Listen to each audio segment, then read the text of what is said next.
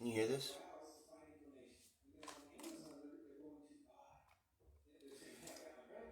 Can you hear what I'm hearing? So yesterday I did like a 2.5 hour live stream, um, expressing my sanity aggressively, like being like blah. I'm expressing emotions very strongly. I'm expressing weakness very clearly. I'm choosing what I'm saying so that I can make sure that I can verify that I know what's going on. Just like now, I started the video with bad hair and unbuttoned shirt. This, you know what this is? This is a piece of um, a baby carriage, so that I can move my stuff just in case I get chased around. Poor people experiences. So what you're listening to is some sort of web seminar about how to sell ebooks. Um, the magic. What does the magic mean? Well, so there's this complicated step, by step way of like the business of like online. Hey, glad. Can you hear what I'm hearing?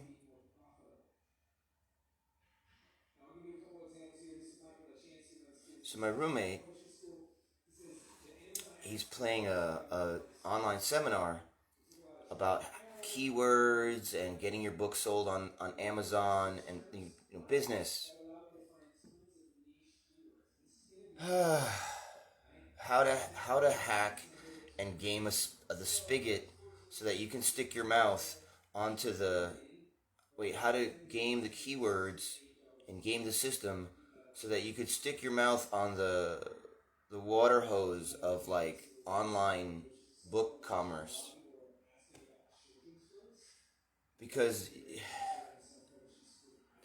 there are these like little fiefdoms of like, okay, I'm getting money from this particular industry, so once I get a certain amount of money, I gotta like get power over this industry. It's whatever.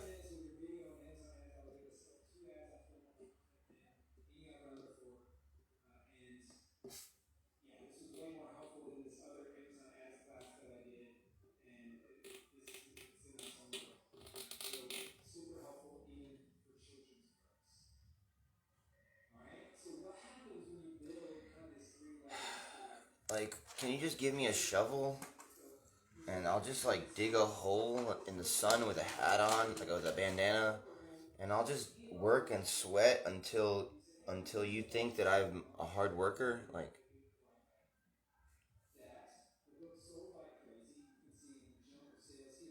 And the reality is like the industry wishes that it could have the kind of insight as to what it doesn't wish, but like, okay, do you know why? You know why parks are filled with people that you can't start a business with, unless it's an illegal business to get you to go to jail.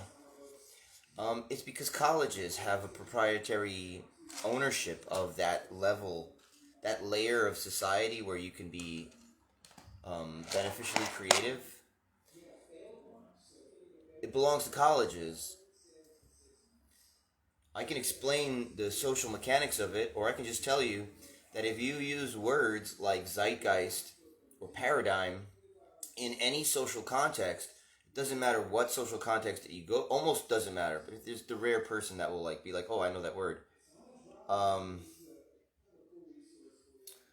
but if you try to use those words outside of without having a college degree, you're gonna get in trouble socially. You're gonna have bad luck.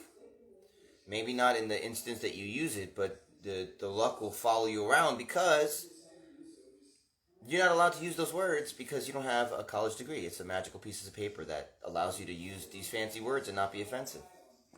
Like, would you like to be racist? You can be racist, but the only way that you're allowed to be racist is if you study marketing and you go to college for marketing and you use words like demographic, and then you go all the way up the chain of backward and forward secret language that allows you to let everyone know that you're going to keep their little secret club a secret, and then they'll be like, okay, yeah, you're cool. So you are allowed to be racist blatantly and make money being racist, but you have to go to college for marketing first.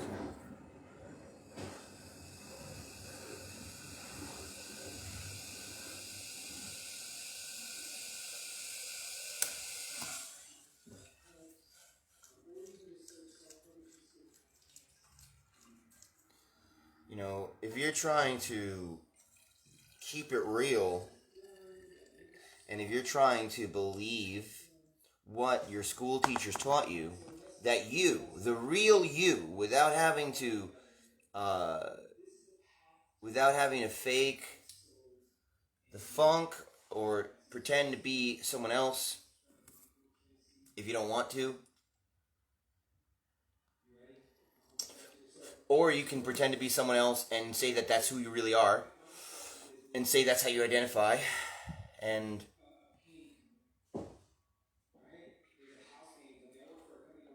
outside of this room, there is a book on how to publish a book, how to do picture books. It's like a idiot's guide to the different steps. But what none of the bodies seem to understand is that if I can't find another human being out in the reality, if I can't find like someone, because first of all, if I can't, I only have a GED. I'm not a rocket scientist. How am I supposed to believe about myself that I'm too smart to find other people? Is that a little pimple? I don't know. Yeah. How am I supposed to believe that I'm too smart to find others that understand me if I only have a GED? You're telling me that I'm too smart and that no one understands me. How? How am I too smart and too stupid at the same time, Bob? Authority person? Authority person who is simple? Bob?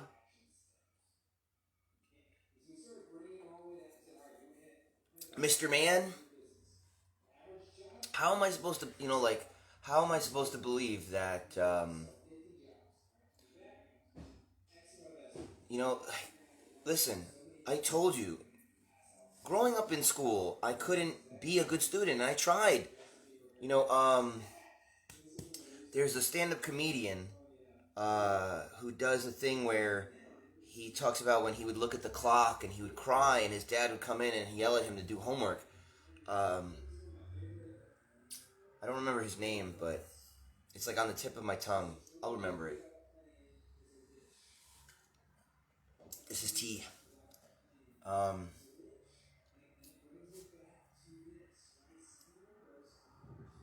it's not like I'm like, oh, I need to become a published author.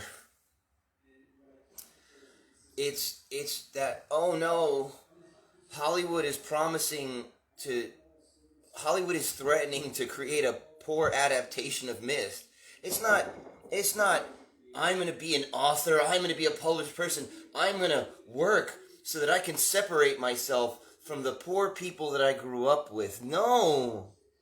No. I'm not I'm not trying to escape my family or my hometown. They maybe they hate me, maybe they don't, but even if they hated me, I wouldn't be like, I'm gonna go scheme and plan when in the background in secret, and then I'm gonna debut and everyone's gonna learn their lesson. No. I don't care. I don't care if you've learned your lesson.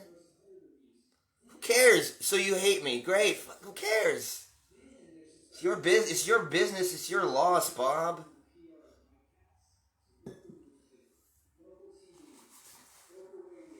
You know, like I didn't go, oh, I want to write my stories with Sage in the comic books and it's me. No, never.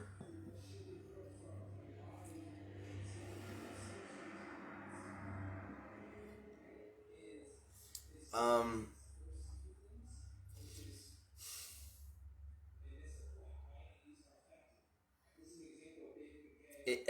I never thought that I could be anything because school said that that wasn't that I couldn't. School's like, here's schoolwork, you suck. And I was like, I try really, really hard. I couldn't do it. I couldn't self discipline. I could, I looked at the kids with the parents that disciplined them and focused them like a lens. These laser focused migrant children, and I asked this one Indian girl. I was like, "Yo, how do you do it?" And she's like, "My parents would kill me if I didn't. My parents would kill me." She said. I was like, and she was like really afraid of her parents. I was like, but I know where my parents sleep. I know where my parents. How am I going to be afraid that my parents will murder me when I know where they sleep? Like, it doesn't make any sense. It's child logic. It's baby logic that people grow up with. So don't tell me that I gotta grow up and leave this, that, and the third behind. Because it's just like everything you tell me. Just like everything you tell me, you know. Right?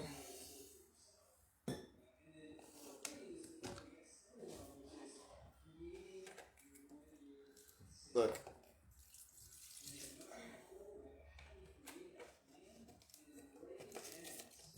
look. Do you need me to be a poor person? Am I the dynamo that powers your economy? Is my desperation and my need, like, oh, I don't have something, let me work for it.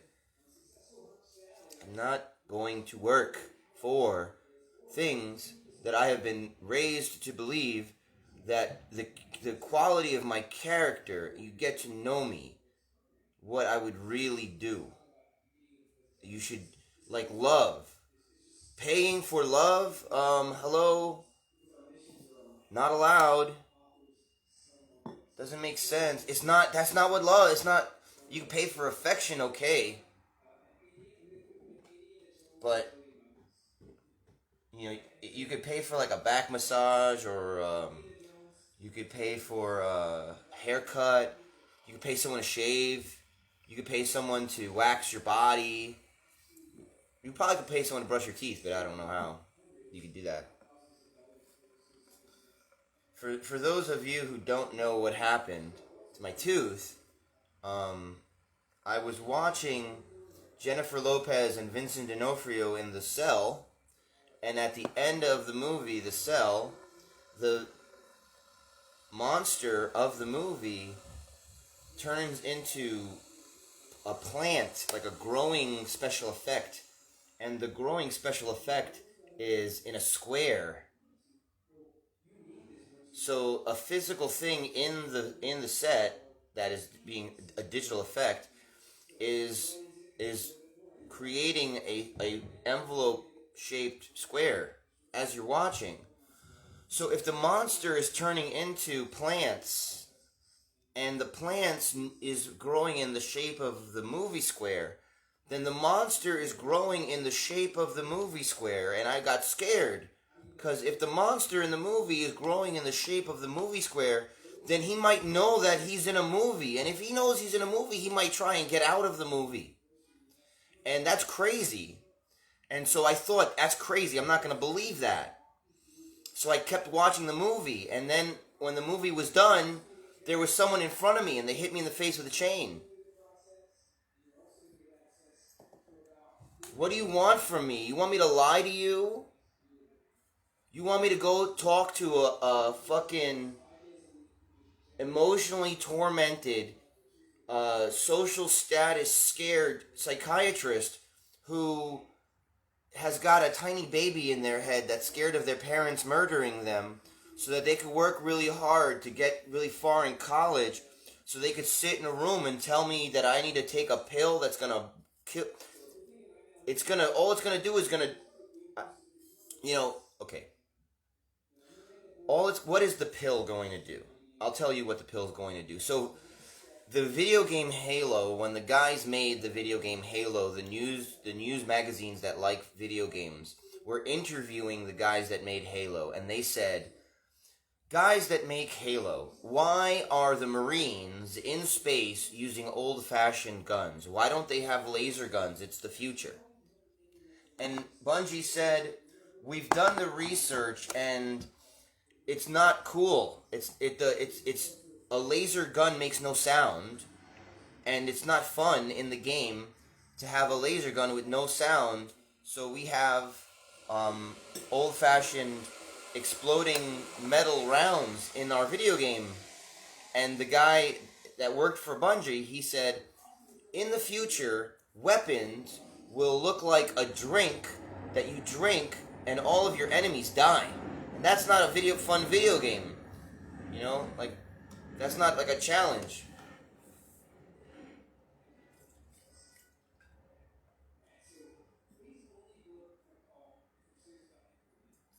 What would that look like? A drink that you drink and your enemies die. Those were people that worked for Microsoft. They didn't work for Microsoft, but they worked for a company that created a product together with people. They worked together to make something, and then that thing that they made got purchased as an exclusive by Microsoft, and then they made a bunch of money. Basically, these are employed people. These are the way that employed people speak. It just happens to be that they are employed and that they're very far away from being held accountable by low-level emergency room nurses.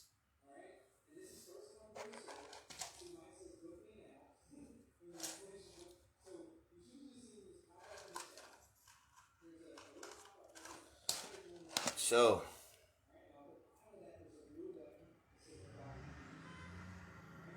I didn't think that I was gonna write a book or be like some sort of creator of some kind of story or fiction that people would like, because I can't believe in people long enough to finish a book, because people.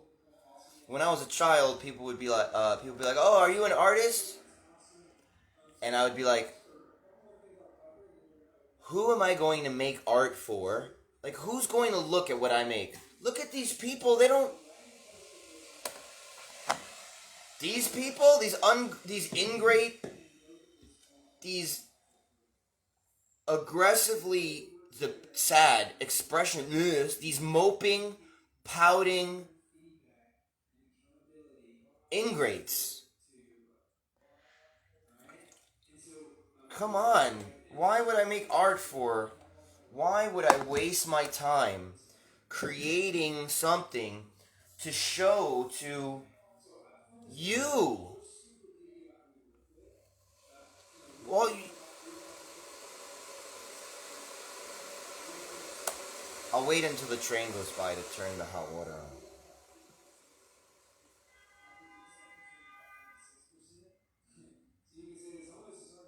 So I have to listen right now to some webinar about how to scheme and manipulate a system. Like, put the right keywords, Like, yeah, marketing. I remember marketing back when it was people. And I'm still like, and I wasn't interested then. Just lazy, the accusation of lazy. Oh, so you're lazy then? Just give me a shovel and a fucking headband and send me out into the sun, and I'll just dig until you're dead, okay? I'll just dig until you're like, well, he's not lazy.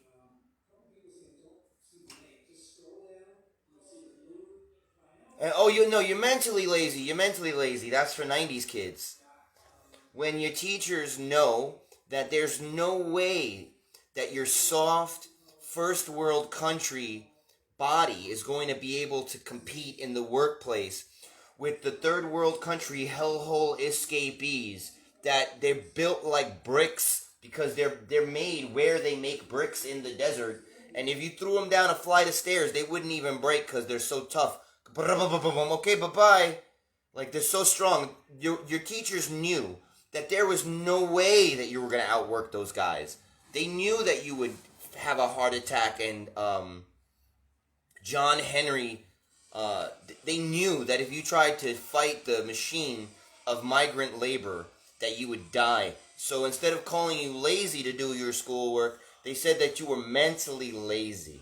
So I'm mentally lazy. That's the story? Okay, well, then what we're going to do is we're going to watch a bunch of movies, and I will make a bunch of book reports. I'll even type them out of all the different themes and where all those different cultural influences, where all those cultural influences came from, what their intentions are to affect the culture and the society of America, what all the different characters represent, what are the histories of their demographics in American history, all the different achievements, including but not limited to American folklore such as John Henry, and oh, but you're going to say, oh, those are movies. Everyone understands that, right? Like anybody can do that. It's pre-made for you to understand so that it's easy, right? Yeah, how come nobody else does it? How come no if it's easy and everyone knows it, how come no one understands what I'm saying when I describe it? So now we have crisscross yelling at me all the different ways. You want to hack the system where you close backwards.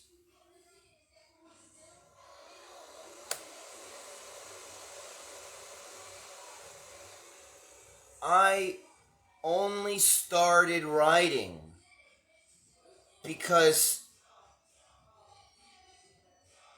Legendary Pictures threatened to adapt Myst. That's the only reason why I started writing. That's it. And because my specific way of experiencing the sequels, Exile and Revelation, showed me how it might be getting worse. How the quality of the story was getting less it was getting less mysterious, and it was getting less eerie and less listen, the reality, like the reality that I'm in, is trying to meet me halfway. I'm in an apartment with an illustrator, but he cannot follow instructions. And I paid a painter to to to to paint the cover with money, right? Like, oh, you got money? You want me to work for you? You got money? Oh, yeah, okay, here's some money. And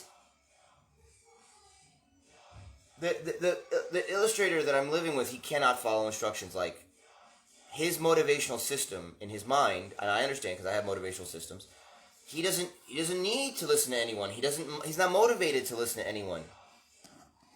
He has a place to live, he has food to eat. He doesn't need to listen to anybody.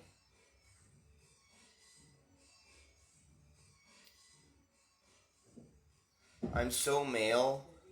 I'm so male that I have this pill that it's enzymes, digestive enzymes, and I mixed it in with this tea. And I'm so male that I have a toothpick and I'm trying to like pierce it in its circle. I don't know why I would say I don't know why I did that, but I do. It's because I'm male. I have masculine. I have poking through bubbles energy. I have the poke bubbles energy, and feel it, and feel it, feel the pressure. Oh, anyway. So the reality is trying to like bridge the gap, but there's a magical layer between poor people and being rich, as it turns out. Surprise! Surprise!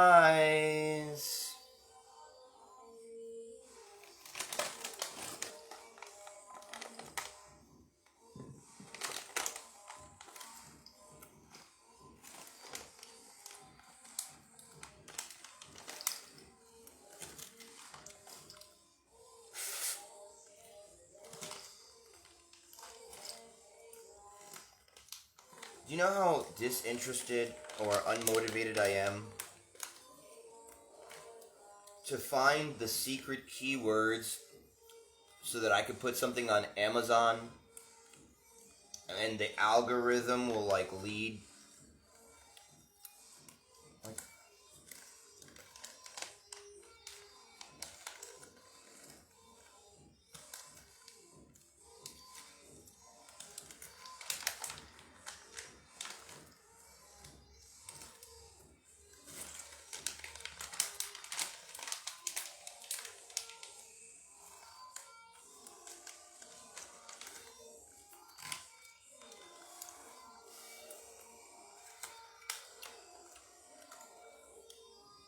I woke up, silent apartment. I start watching some YouTube videos. All of a sudden, the environment gets aggressive.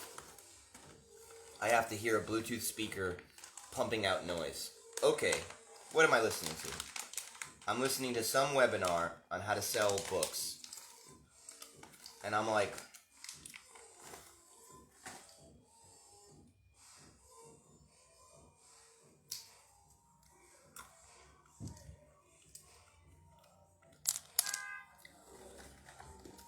here's the secret to making money online. When I was a child, Americans were taught to worry about the economic well-being of socialist countries. If you were an American coming out of the Cold War, you were thinking about China and how it's the Chinese government's responsibility to find work for all of the Chinese, because in China it's communism, so you don't have to worry about starving to death. You just wait on the bread line for a long time, and the government will give you something to eat. And it's the government's job to get you a job.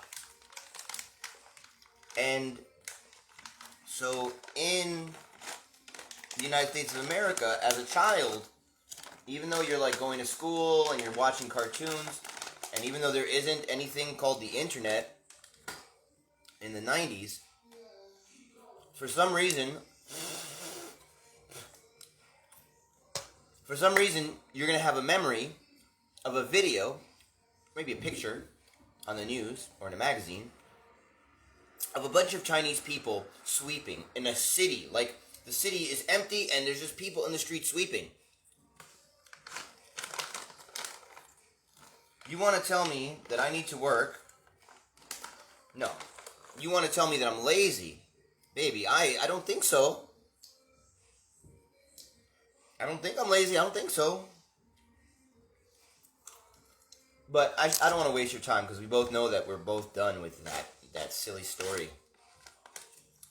And all that's left is your desire to frustrate me with a complicated system that's so complicated that either you can cheat me out of what I've earned, or you can isolate me and frustrate me to the point where I might be doing things that you can blackmail me for later on, right? So like, I'll work really hard to get deep into some industry or something, and then when I'm in the middle and everyone's doing illegal activity in order to get by, I'll be like, oh, I'll be like everybody else. Yeah? Well, you know what? I didn't even get that far because I don't want to lie on my resume. Why should I have to lie on my resume to escape God? God is telling me, right? God, the morality is like, you're lazy, and if you're lazy, like Paul in the book of the Bible, if a man will not work, he will not eat. Okay, so I have to escape the accusation of lazy, and because being lazy is morally bad and deserving of punishment, specifically the punishment of homelessness and starvation. So,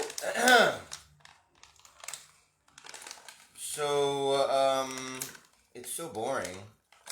I can't even remember what I was talking about. Oh, whatever.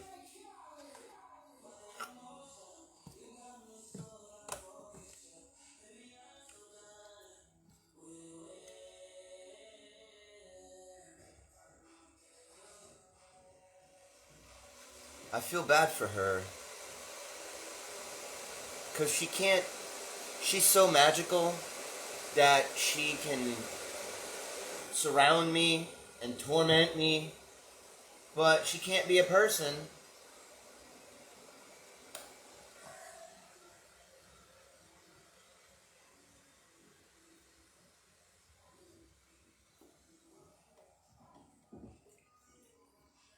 feel bad.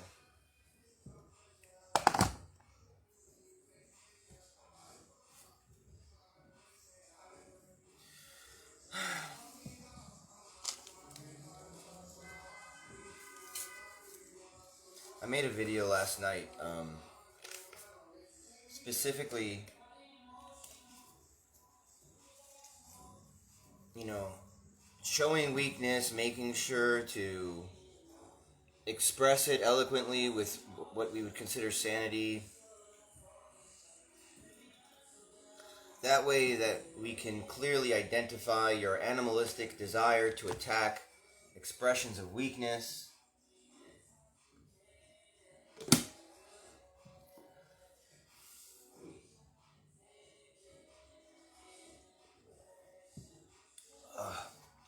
It's not the noise, it's that it's not the noise, and it's not that the noise is directed at me. It's that it's a noise that's directed at me and that it's going to deny that it is directed at me. What are you talking about? It's just loud music about books. It's not about you. Great. When this guy pushes me too far, I tell him that you guys don't believe that he's real. You don't believe in him. I'm like, listen, nobody believes in you. If I treat you like a human being, everyone's going to laugh at me. You know who's going to laugh at me the hardest for treating that guy like he's a human being? The people that will call me, the people that would call me racist. When they're done calling me racist, when they go home, they'll be like, I can't believe that idiot cares about other people's opinions. Everybody knows that winners don't care about... Everybody knows. The people that will call me racist, when they go home, they're going to laugh at me. And they'll be like, everybody knows he's so stupid for caring about us because everybody knows that winners do not value human life. Duh. Everybody knows. That was 2014. Like, all the music, all the shows, all the TV, all the media was like, duh. You're so stupid for believing in, I was like, but I'm going to keep on valuing human life. I'm going to keep on treating people like they're people. Ay, ay,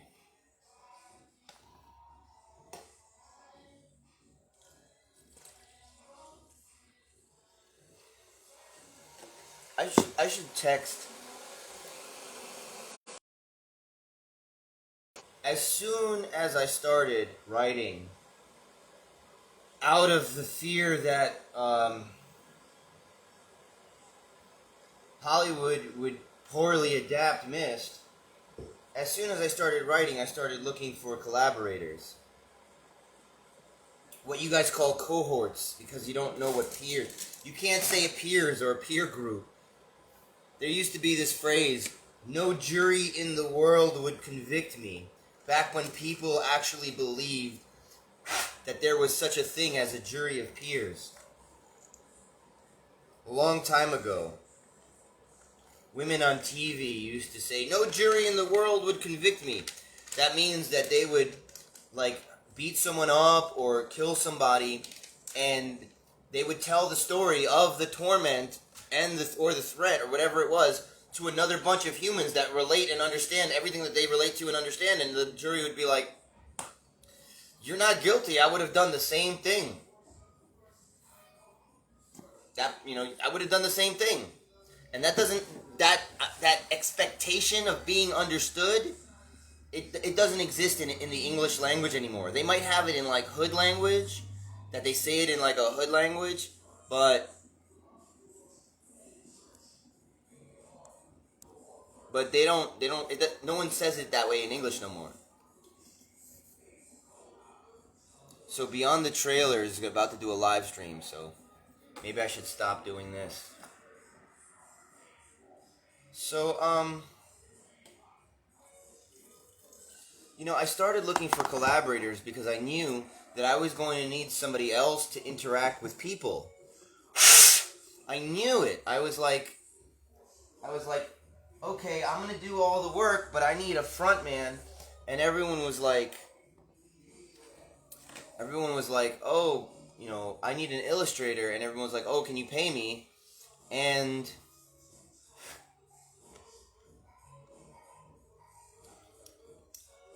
when I first started out, I was like, well, if you're going to work with me, you're not going to even understand what I'm saying if you haven't played Myst. You're not going to, you're not going to be able, you're not going to be excited emotionally. You're not going to be motivated in your willpower. And you're not going to intellectually understand what I'm expressing uh, if you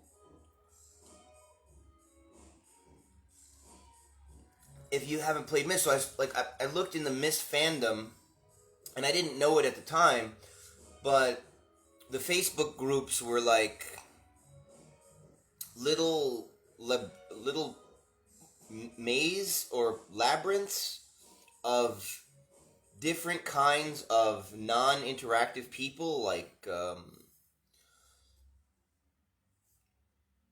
they're creative, but they don't communicate like a creative person. Like there is a creative person somewhere on another timeline that's all alone, and they have the ability to be imaginative and compassionate. But then when you meet them, you're the only one there. Like they're just a scared animal in a human body. And so for a couple of years, all of my free time would go on Facebook, like, let me look at this Myst fan group and like say, hey, let me look at this Myst fan group, let me look at this Myst fan group, let me look at this Myst fan group, let me look at this Myst fan group, let me look at this Myst fan group, let me talk to this fan, let me talk to this fan, let me speak to this person.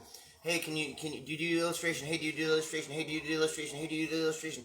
All over the place, and everyone was like, no, busy, no responses.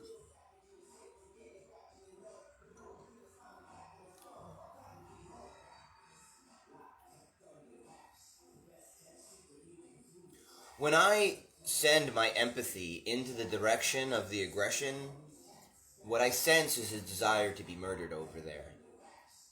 I'm like, hey, what are you feeling? Why are you doing that? Why are you doing that? How are you feeling? And the response I get is, it's feminine, like the desire for, it's a inverted.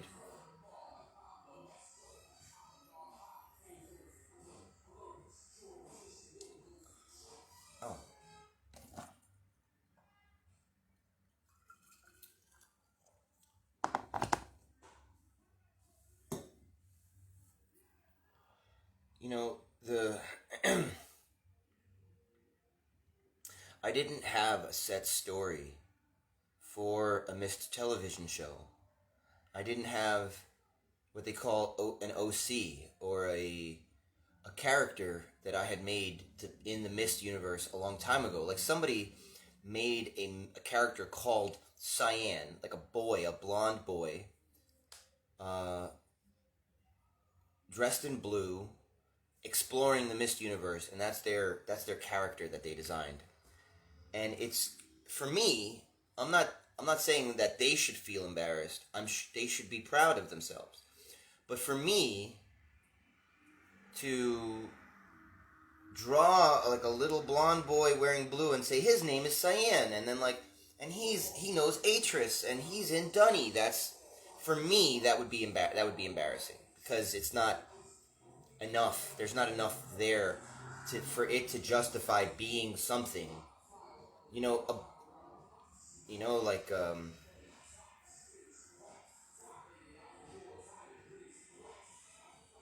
I actually bought this shirt because it's light blue and it's Peter Miller. I was in a store and I didn't know what to do. I was like, okay, this is a nice store. What? It's Miller. That's why I went in. I was like, okay, it's Miller. It's a nice store. I don't know what to do. Every decision that I make is incredibly important. And I was looking, and then I felt this nice. I think it's cashmere, cotton, or something. And I felt this nice, and it was blue. And I was like, you know what? I don't need to be more complicated. It's nice. It's blue. That's the shirt that I'm getting.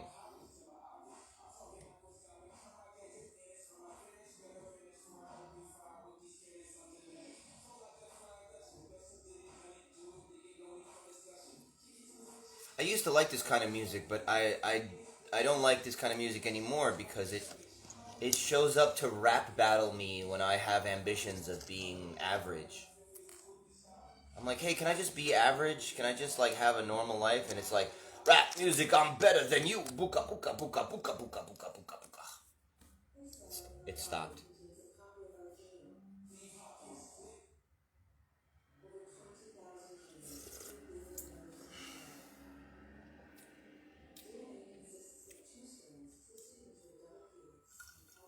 Now I'm hearing some sort of double helix.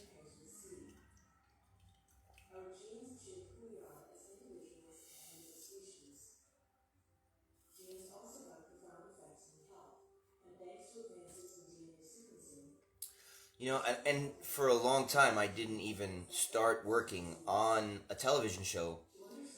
I was just like, it has to be me because everyone else seems to screw it up. I wasn't like, the way I figured it was that nothing that I wrote from the position of being a homeless person would matter. So I would need to get the job first. So for a long time, I didn't even bother writing anything. I was just like looking for collaborators or looking for teammates.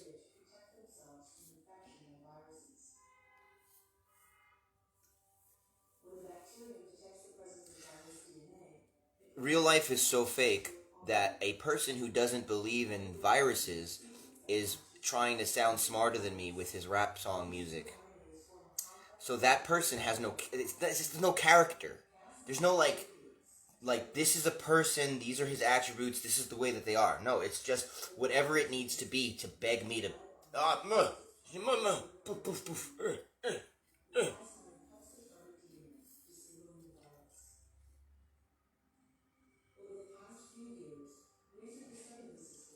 A guy who doesn't wear a mask for a year and 2 months, and then he's gonna play a song about with the science words in it. You can't blatantly apathetic your way through life and then start claiming that you're an emotionally vulnerable victim. You know what I mean? If your whole lifestyle, if your whole personality is like unable to pay for the comfort of others with your own discomfort because you value other people's comfort so that people could be around you, you experience a little bit of discomfort for their comfort. And if you can't do that, you're like, I can't. No, I just no. I'll beat you up instead of being uncomfortable. Then you know, okay, but you don't have to have friends. I don't have. I don't have friends. I have friends.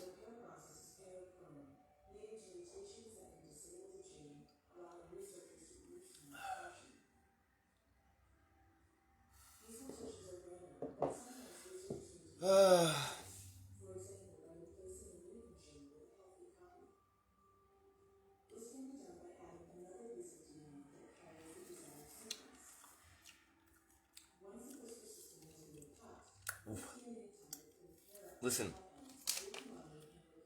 try out these Go Golden Berries. They're like $8.99. Let me know if you like them.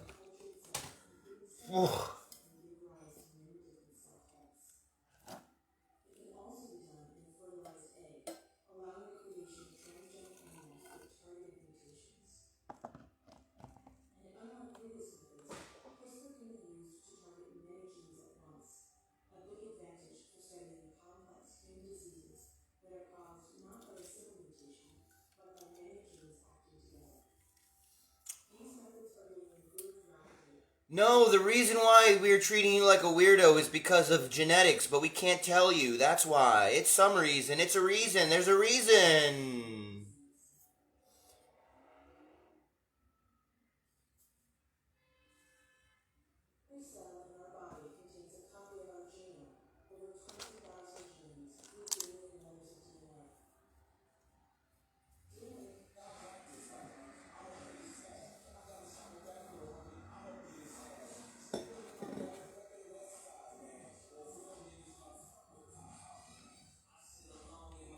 So this charging cable is flat like a linguine.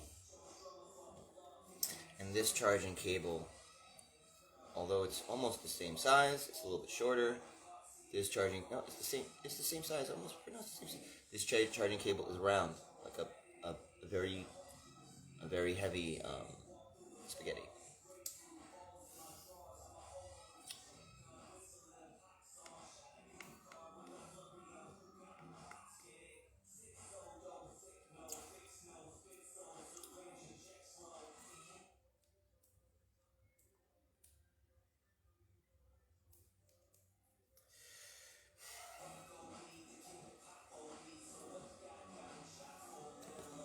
So for a long time, I didn't even bother. Jessica, why are you still watching me? So for a long time, I didn't even bother writing anything because I knew that it wouldn't go anywhere from where I was to where it needed to be. That I needed to get hired first, or I needed to have that position or status first, and then from that position, I could write a story for them, or I could help make a better missed adaptation TV show. Um, but since the thing that I was looking forward to, the thing that it was motivating me to function, it wasn't just the fear that Hollywood would poorly adapt Mist. It was also like, oh, cool, I can be a part of a team and we can work. There will be other people, there will be other human beings in the world around me. And when I communicate concepts, they'll know what I'm talking about. Cool.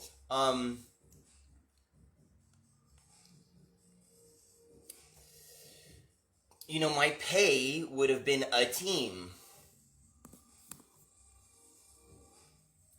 But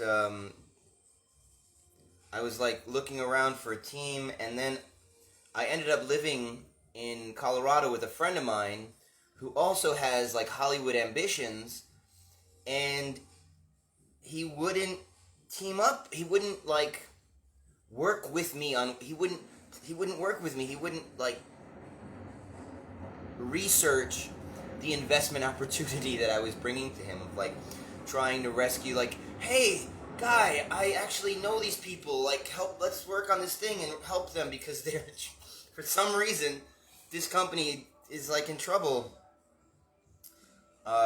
They don't think that they're in trouble, but I think that they're in trouble. Here's the evidence. Here's the investment opportunity.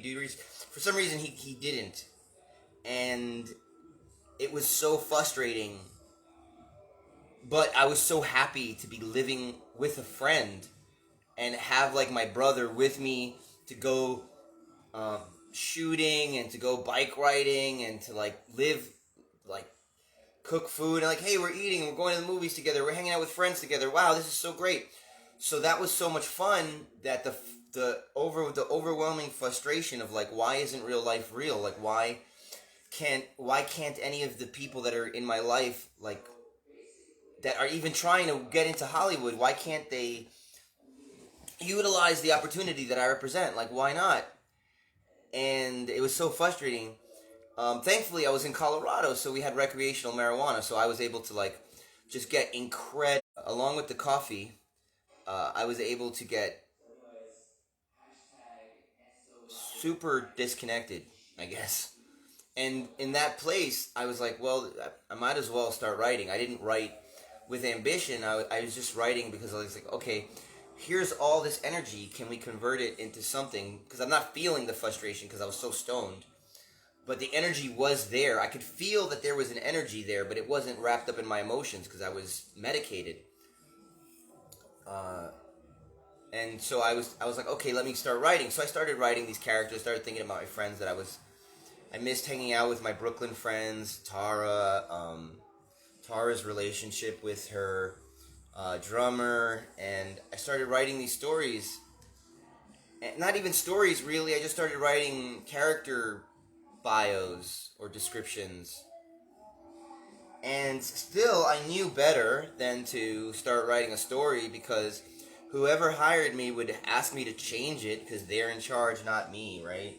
So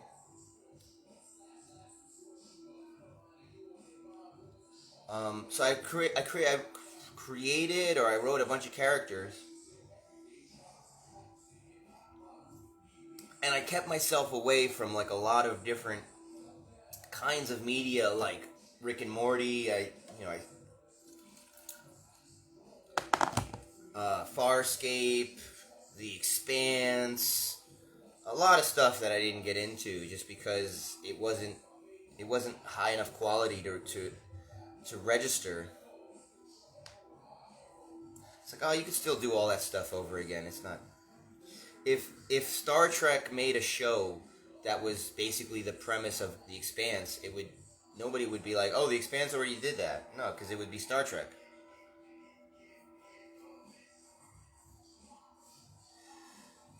My empathy is being hacked by rhythms that simulate my biological rhythms, music.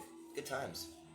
If it wasn't so antagonistic, I would be happy to jive and vibe.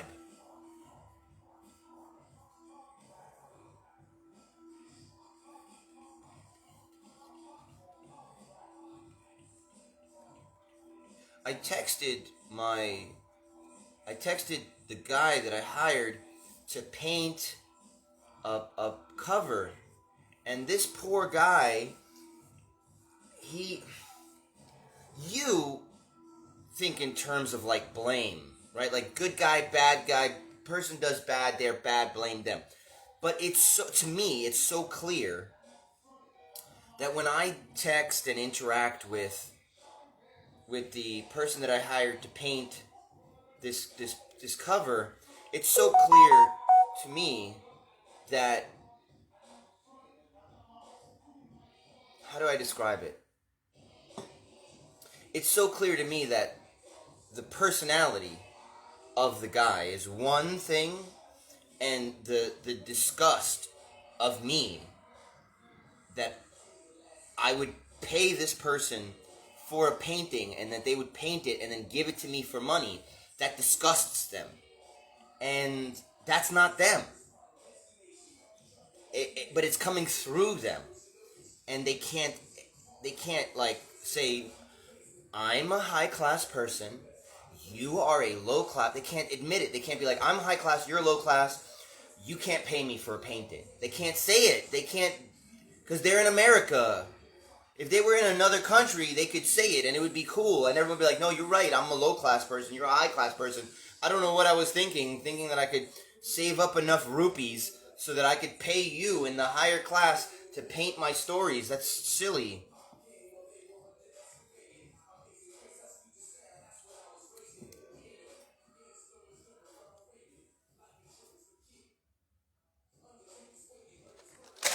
Yeah, the guy is listening to music. If that's a person that's listening to music, why are they pressed up against the door that I've taped closed?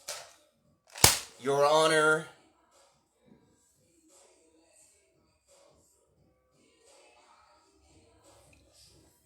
It's so aggressive that even though I'm spending a lot of time thinking about not burning my tongue, the aggressive energy from the space is just like, ugh. The anxiety is like, oh, it's anxiety, I need to calm down, burn myself.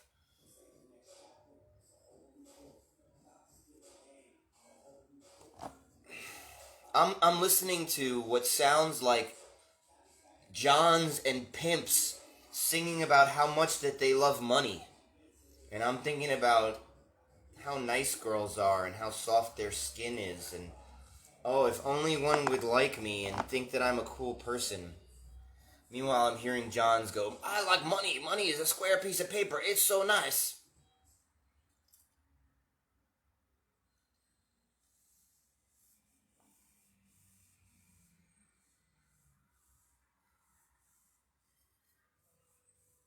Oh, it stopped. Every time I respond to it, it stops like I'm almost as if I'm talking to it. It's like, first of all, you can't really hear what I'm saying if you're listening to music and there's a door and a wall between you. So it's really just response and tone.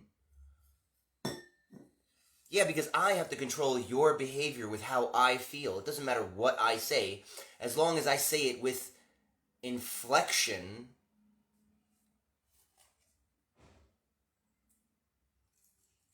It doesn't matter what I say, as long as I say it with conviction. 'Cause if I'm doing my job, it's your resolve that breaks. Because the hook brings you back.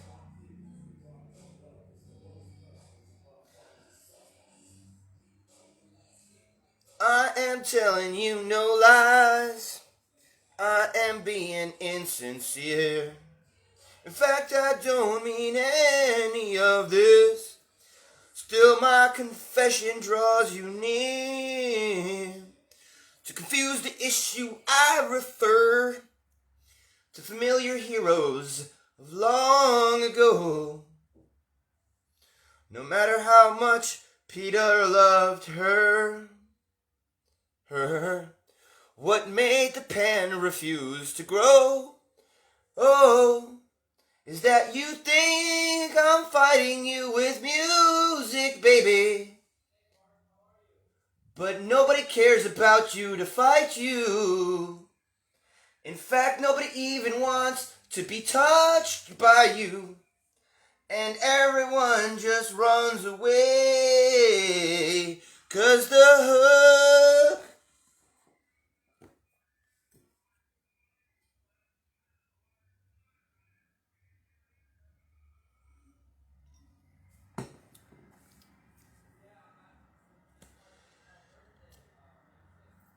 So, I live in a city, and I have to ask, how many art schools are there in my city? Just one?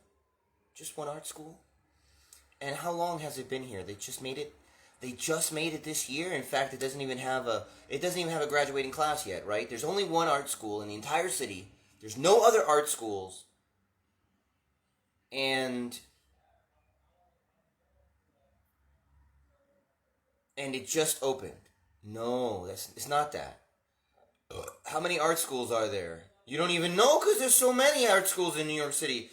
The city is full of art schools, and they've been here for a long time. In fact, I'm in a city full of art schools in a country where every city has an art school. Every city in this country has an art school, and I can't find one illustrator that can work for 1 hour at minimum wage or work on one small project for like a couple of 20s. Here's like 420s. What do I get for 420s?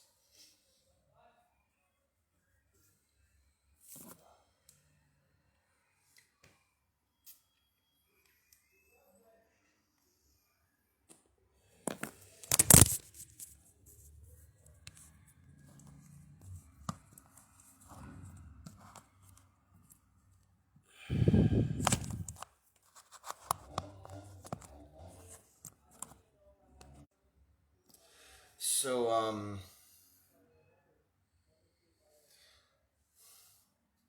sometime in 2015,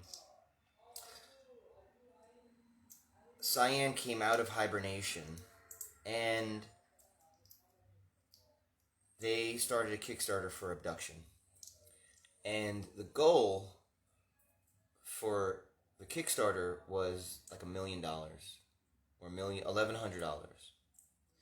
And one of the most fun things about Kickstarter is finding those super popular products that very quickly meet the goal, like within the first day or the first hour. Like the one that we all heard about first was the Pebble smartwatch that met its Kickstarter goal in like an hour in the first day, and so.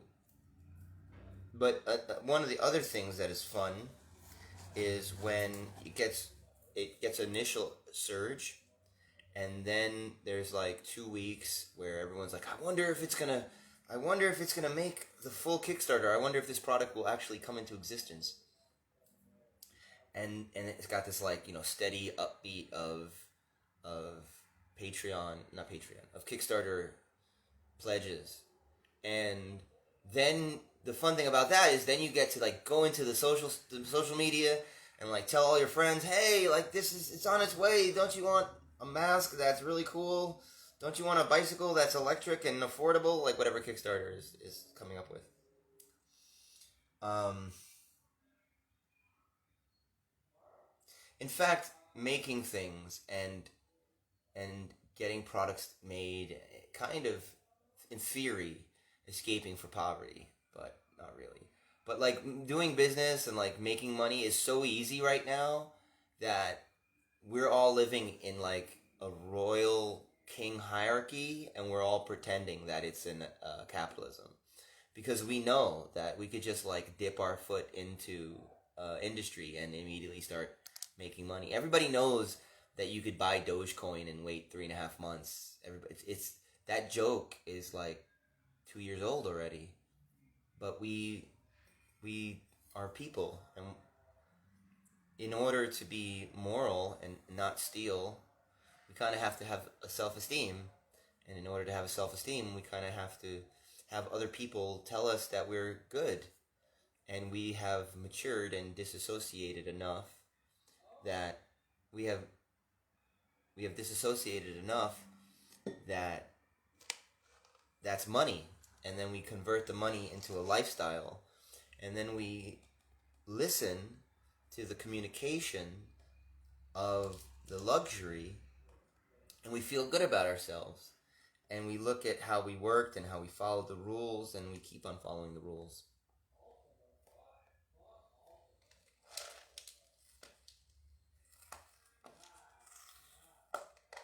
And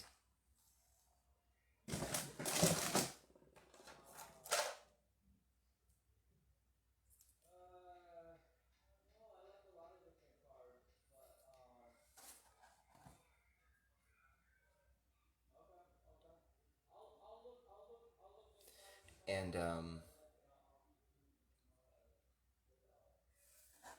but and we forget that we need to be hugged, and we think that we actually pretend like, and people go through all different kinds of this thing, and we actually pretend that we don't need to be hugged, and we don't need to be touched, and we don't need to be told that someone loves us, and in, and we actually act like we're not like that, even though we are, because we're being hugged by people who are very far away, and between us and the people who are hugging us is like luxury and payment and property rights and economic system and an industrial production line and a bunch of laws that make sure that the product is quality, and then a workplace so that people can be paid for their work, and then the manufacturing and the work, and then those people are working so that they can be a part of us. They can be with us, so they can be a part of the whole thing. It used to be called. I bet you don't know what all this used to be called. Does anybody know? Does anybody know what all this that I just described used to be called? One of the original names of it, this whole thing?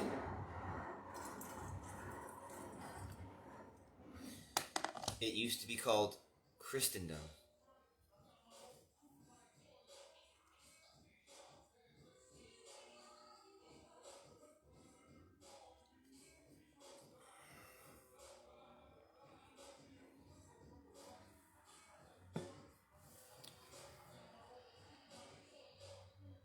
So, can any of you guys think of something to say to the illustrator that I live with who can't follow instructions?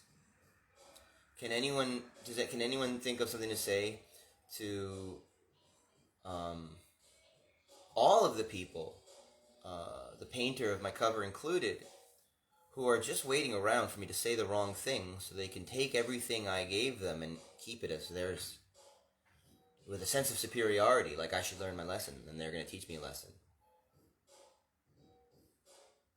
What should you say to them? So I was watching the trailer for the Loki series, and there's this character that's calling Loki arrogant, and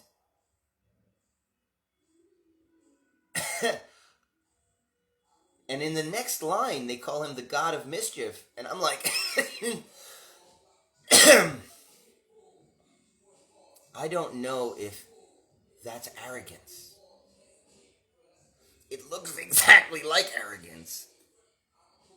Since he's the God of Mischief, he will pretend like his confidence is ill-advised. He'd be like, I'm confident and I'm foolish for being this confident. Underestimate me, dumb. Aren't I arrogant? Look at me, how arrogant. I'm so arrogant.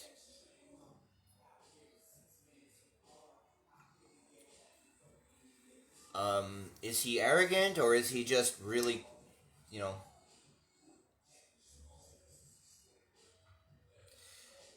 We've reached the part of the being stoned where you just want to cuddle with something while standing on your head. For me, I feel like I don't have like a doll, like a human figurine, but like I'll take an object and I'll say, "Oh, I do have a human figurine."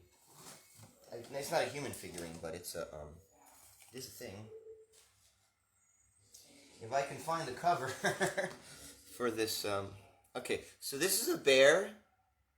So this is a body, right? He's got a head, he's got a body, right? Give me a second.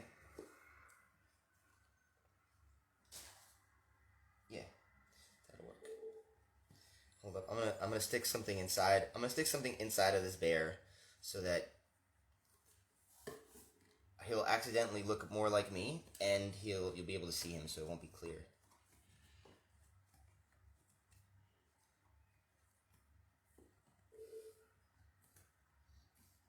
Alright, so there's the bear, okay? Let's say that this is the floor. Shout out to original studio art by Leviticus, okay? Thank you for this, by the way, Mr. Leviticus. So, let's say this is the floor. Let's say this is how you stand, right? This is, hello, I have a face, look at the little eyes, creepy. Okay. You ever get into the feeling where you would just like to take the back of your head and like put it on the ground like that, and that's how you would like to speak to people? Like you would like to speak to people while you're upside down with your head like, just so that, you know, like just so that they understand that, you know, that's, you ever just want to like, this is how I would like to hello. I would like to be at this angle with my head. Probably why I'm feeling that. Because probably the reason why I'm feeling that is because the only thing that makes sense in my world is when you go like this. You know? When you go, duh, I can't art.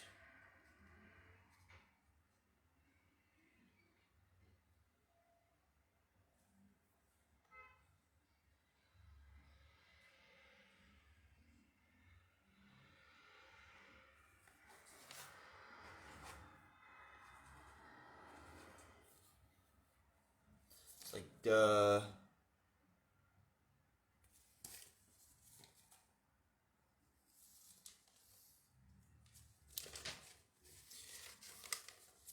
Listen, it's not like I don't understand. But it doesn't. Understanding these characters doesn't matter because they're not people that are expressing things that need to be understood and related to. No, it's expressions of my. First of all, like right now, the idea that I'm going to draw something for you and that I might fail, just infuriates me. Like I hate you.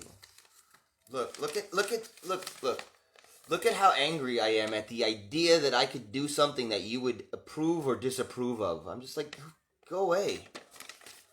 But maybe I can be enough of a human to imagine something that Vlad Pinksovich and Jessica Elwood. So, guys, If I start to imagine that you're really watching this and that I'm going to get to show you my stuff, I'm going to cry. Because look, this is... I'm going to cry.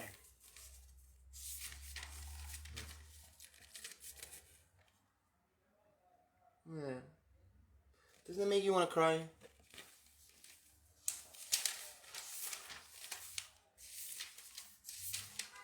Oh, there's a drawing. Drawing. You're drawing.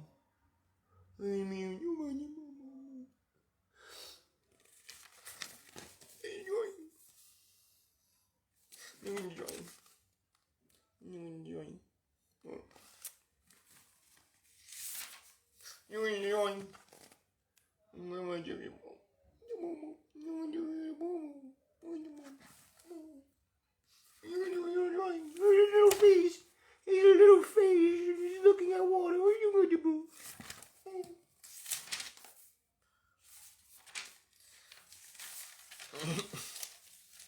You're drawing. You're drawing. Oh, little drawing. You're a little guy. Oh.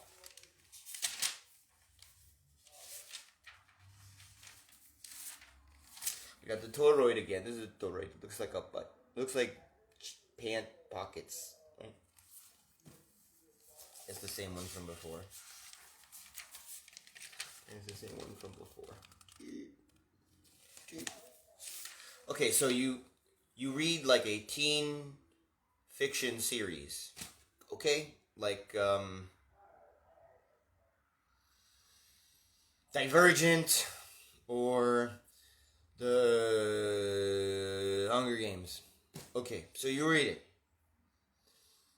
And there's like one thing that you really like. And everyone else in the fandom, they act like they never read that before. Like that's not there. And if you show it to them, they'll be like, "Oh yeah." But that little thing is no one doesn't acknowledge it. I would like to introduce you to Catherine's toroidal dream age. Baby, this is where the Mist book lands. Duh. Don't you know? In the book, these two guys, they're like, they link into a place where it's stars.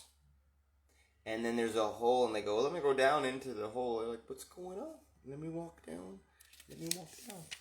And then they get to the top, and it's a different place. They're like, oh, oh wow. Look at this water over here. When I hear Grace Randolph speak, I recognize the dialect. That's how we speak, I guess.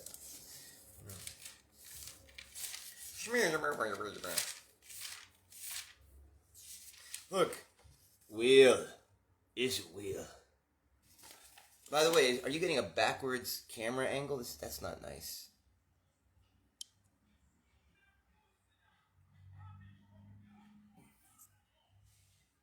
How about this? Wheel. Look. Are you getting? You see any messy stuff? Is there messy stuff? Okay.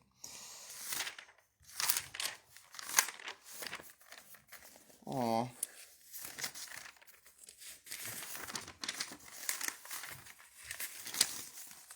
Now that it's the right side, it's a lot more. Look at that little picture. Look at that. I'm like stuff. Look.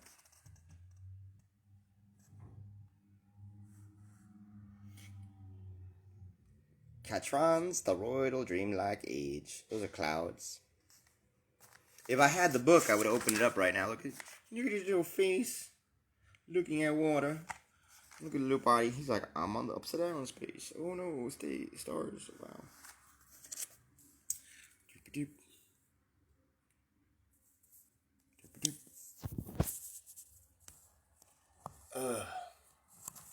So, if you're wondering why I'm not, like, reading the book on how to make, like, the Complete Idiot's Guide to The Complete Idiot's Guide to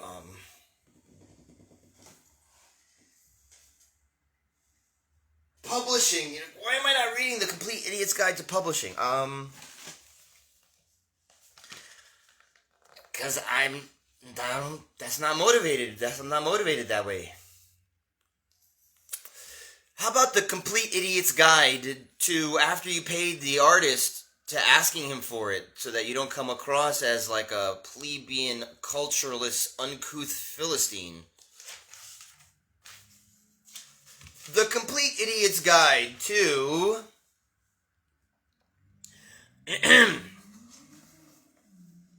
The Complete Idiot's Guide to being a homeless person with enough money to hire a painter to paint a painting, and giving them the money to paint the painting, and then actually having them do it and give it to you and not feel like they're a prostitute.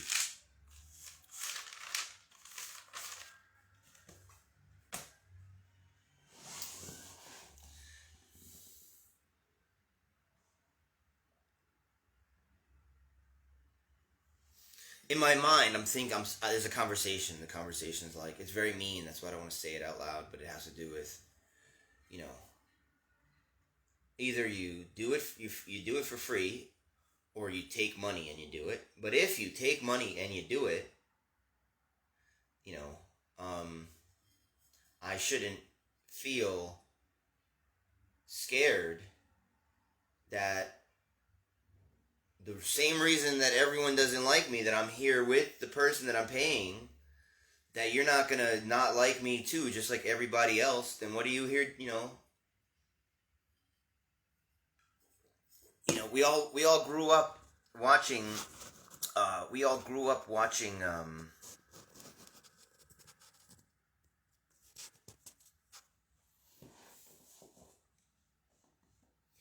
We all grew up watching South Park,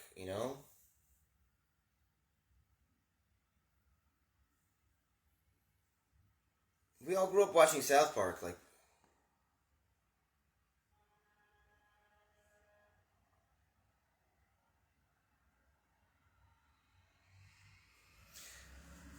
Eric Anderson, Mr. Anderson, he's doing YouTube videos on like high level Unreal Engine modification, and it's so hilarious the way that these industrialists, man. Beyond the Trailer would really like.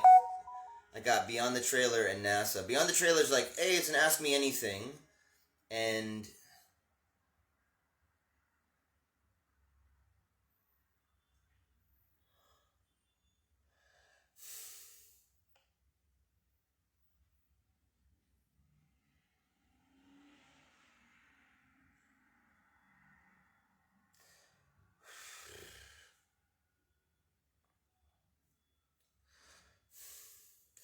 I can't. First of all, I cannot truly believe that.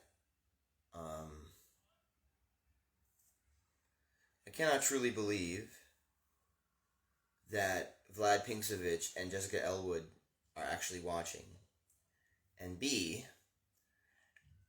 if they are watching, I'm so disappointed in them for not being able to wrangle more viewers. Just go to our mutual friends and yell at them. Mutual friends, Sage Catharsis. My Facebook used to be called Sage Catharsis, but I don't know if Vlad remembers, but I'm pretty sure that Jessica remembers back when my name was actually Sage Catharsis on Facebook. Good times.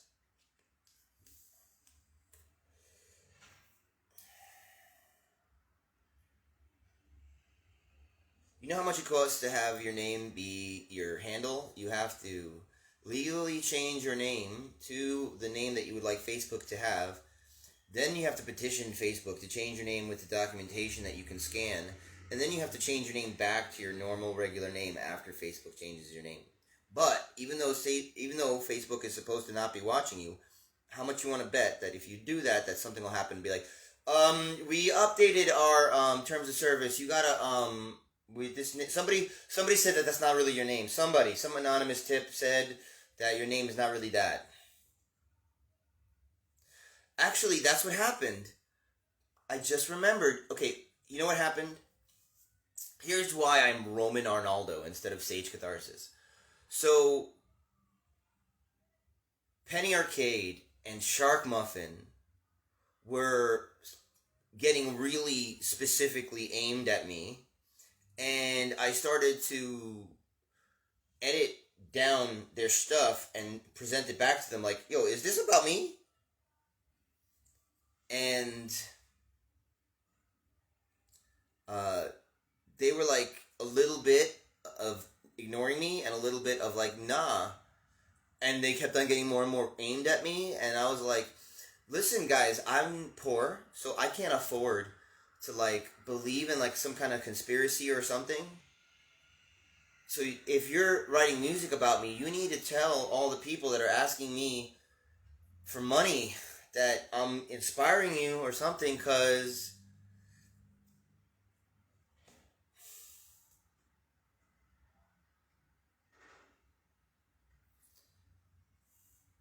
those guys, they're so scary that when I mention them, I have to pee.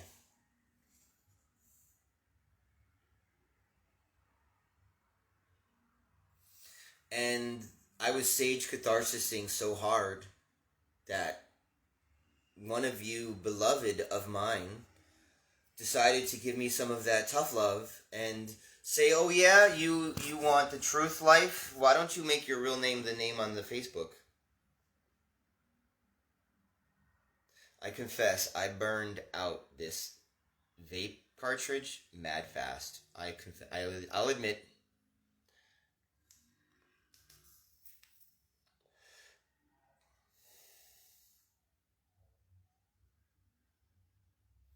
Dang, I bought that 3 days ago.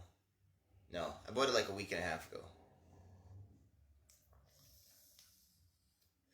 My first one, I hit it once a day for a week, and of course it lasted. But now I'm like making out with the thing. Like I'm just like, you my girlfriend weed.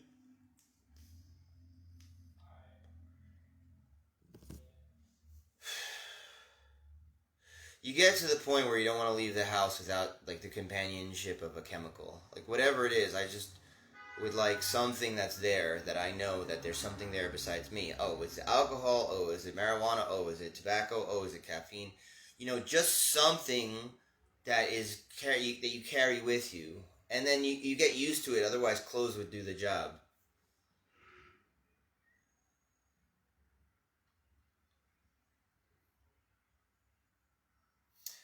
I'm thinking of the word plyth, Plyth, for some reason. Plyth. So back in 2011, 12, 13, 14, I was homeless in New York City.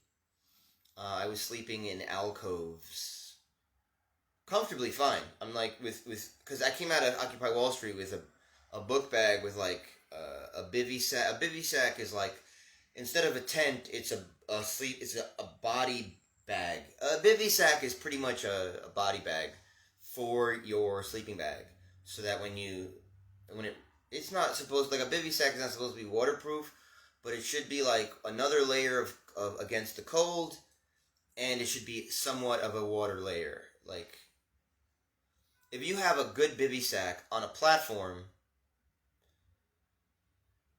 and you have something covering your head, the bivy sack should be able to take rain and slow rain off the side. If you're laying on the ground with the bivy sack, it's hit or miss. And you don't want a bivy sack to be like a plastic bag, because then condensation, you know, so I had a bivy sack, I had two sleeping bags, I had two separate fancy Italian lightweight sleeping bags. I had a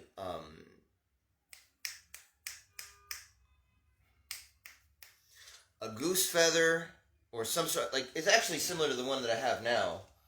It's cheaper. I got this one real cheap off the internet, but it was, when I looked it online, the one that I had was like $425. I found it at Occupy Wall Street. Someone wants to say honest to God.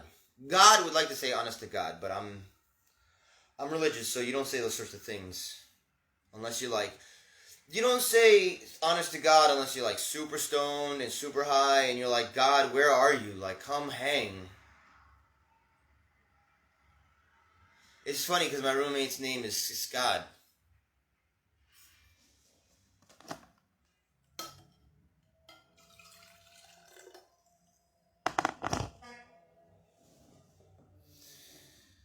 I don't know why I'm drinking. I gotta pee. You know what? I can pause this. 1 second. Okay. Um.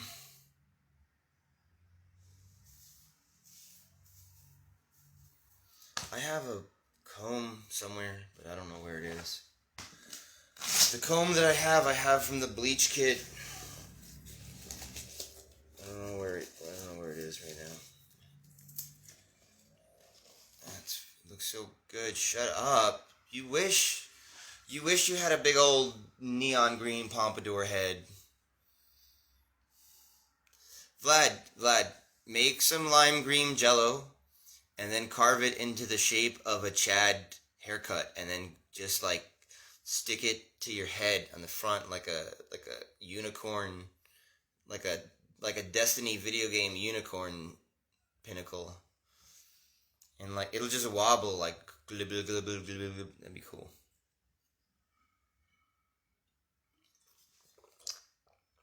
See, my goal, let's talk science. My goal would be to design. Let me see if I have a prop. I do have a prop for us. So my goal would be to design a organic living bioluminescent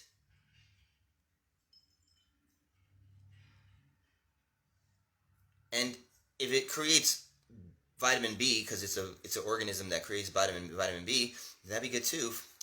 As a gel for your hair, it glows in the dark.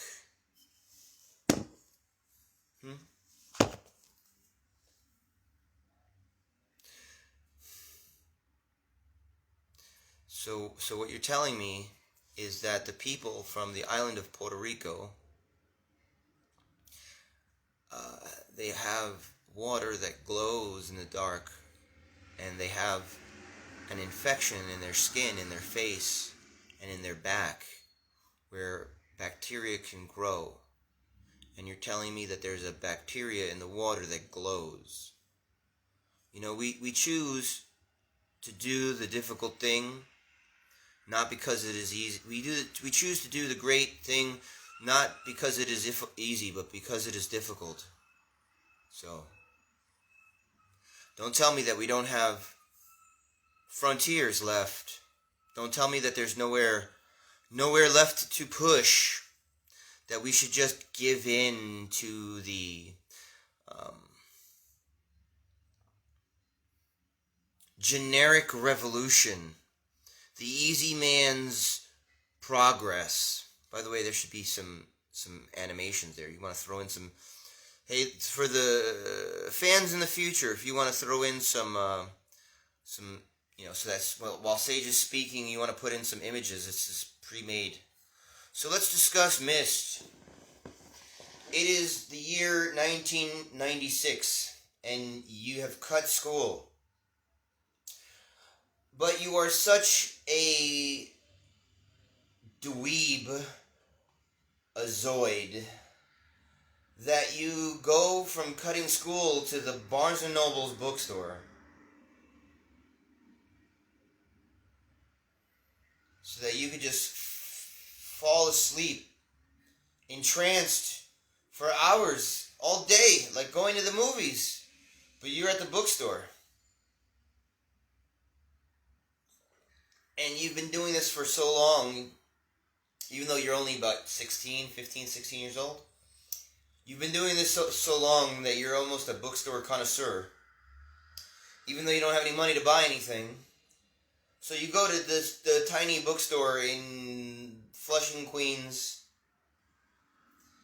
And the Barnes & Noble's in Flushing, Queens in 1996 is a tiny little corner store with a lofted space in the back where there are computer games, PC games. Not even video games. Video games are like for toys. Like PC games, proper games like StarCraft and Wing Commander.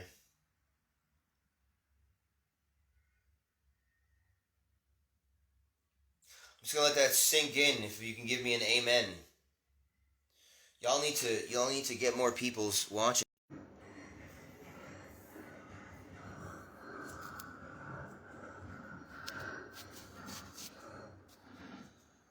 There we go. Now, there we go. Oh, that's weird. What is that? Oh, that's the. Yep, there we go. There we go. Yeah. So that's where we put up the. That's weird. That's cool. First of all, you know who should be watching me? Emmett Short. And you know what you should also be watching Knee of the Curve. Are you watching Knee of the Curve on YouTube? Oh my goodness, I'm so proud of that one.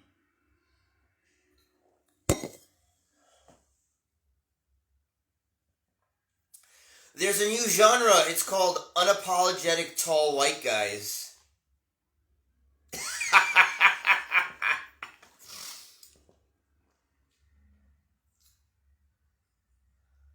Oh man.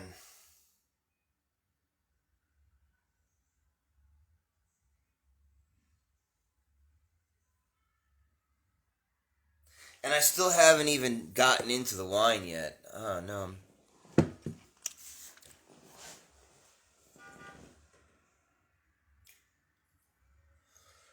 The Chronicles of Narnia, unfortunately, was like one of the first. Secretly, everybody is in love with it, but nobody. It's so popular that you don't want to like talk about it, and then you like learn that Jesus is like that too. Actually, a lot of people are actually into Jesus, but they don't want to talk about it too much.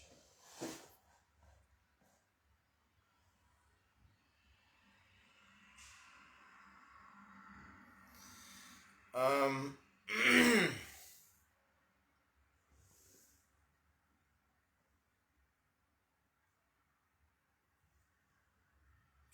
Right.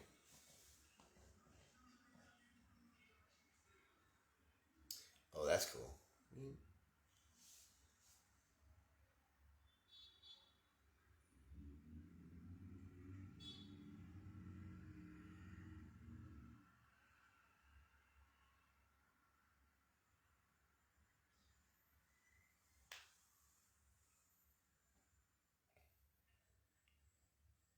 That's a cool effect.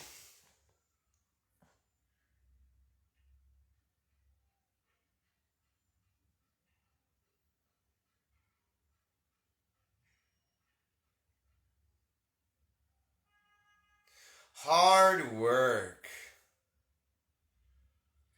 For me, the word hard work means you yelling at me. That's it.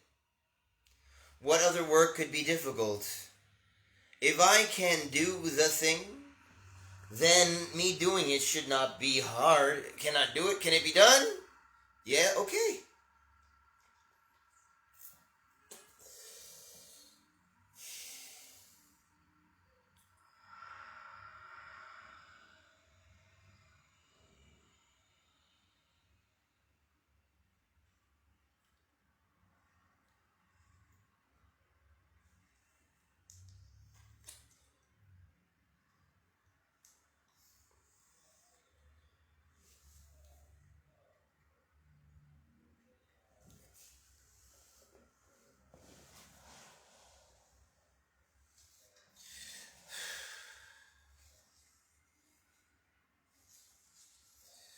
I went to Spokane because I was afraid. And I was afraid because real time graphics of a high quality required expensive graphics cards. And expensive graphics cards require slightly more expensive motherboards. And I knew that generationally, There are people that get priced out of buying new hardware because they just invested last generation in something expensive. And they're not able to buy a product every generation. They got to choose a generation to sink into. And I knew that as graphics got more complicated, that the graphics cards were getting more expensive, and that the leaps that they were taking were longer and wider leaps. Long story short, I knew. Listen, I knew that the Myst fan base would get priced out of supporting an online Myst game. Now, what I didn't know was that there were a bunch of smaller companies that were doing online worlds using different kinds of graphics for children, like children's online games and office work software for online collaboration. I didn't know that.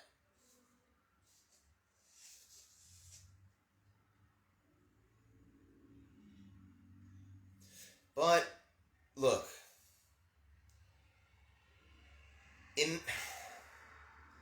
imagine if in 2005, 2006, at the same, here are all the technological, not all of it, but here are some of the technological opportunities that were present in 2005.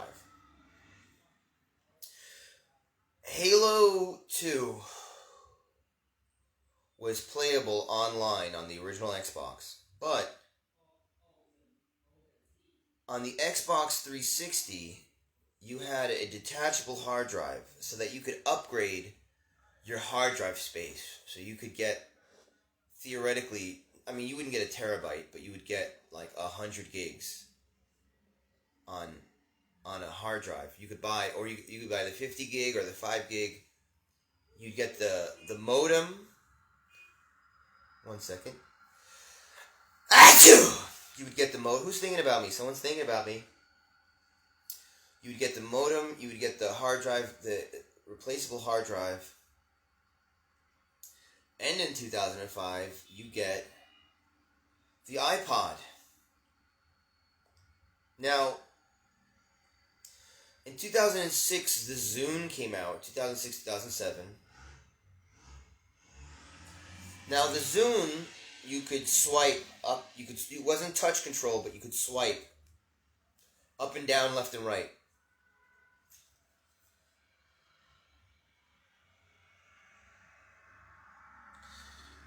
And the Zune was heavy enough to carry a lot of images. So you could have done VR in 2005 with original Myst software, actually. Yeah, you could. You could have done that. But that's not the route that we took. You could have done a touchscreen end of ages drawing symbols on the stone panel. You could have done that, but you couldn't. So the question is, hey, whoever's in charge of industry movement and development and progress, that section of the video game industry, the market, has it been in a holding pattern for the last 20 years? And the answer is yeah, it has. It has been in a holding pattern, absolutely. Yeah. Yeah, now we have the iWatch and the Google Glass so that you could... So yeah, so you could take the old Myst engine and you could create like a much easier interface. Easy peasies, man. What's the problem? Start developing now. Start developing right now. Like, you know who's not? One second, let me just pause real quick. Where were we? I don't want to go through that again, but like, picture book. Yeah, picture book. Production team. Production team app. Picture book add-ons. Picture book add-ons to Patreon subscribers. Patreon subscribers plus production team plus app equals hardened crew, weathered team, experienced team, something of value, our own little market, or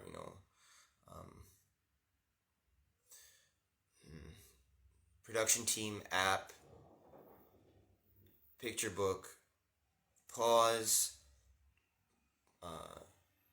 pitch, create the pitch, take the pitch to Spokane, be like, okay, here's my 7 people, we've been working together for 6 months, here's what we have already that's ours, here's the fucking iceberg that you're gonna crash into, here are the coordinates for the iceberg that you're gonna crash into, here's how we're going to harvest the ice of that iceberg instead of crashing into it. It's real easy. You just don't crash into it, circle around, attach a pipe, and just be like, attach a chain or something, and go bong.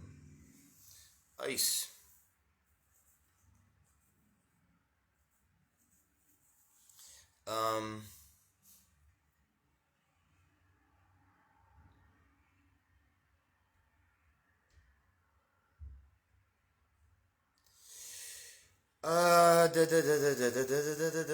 Build a mountain? That's the next thing that Dubai should do, is build a mountain. So that it'd be cold at the top.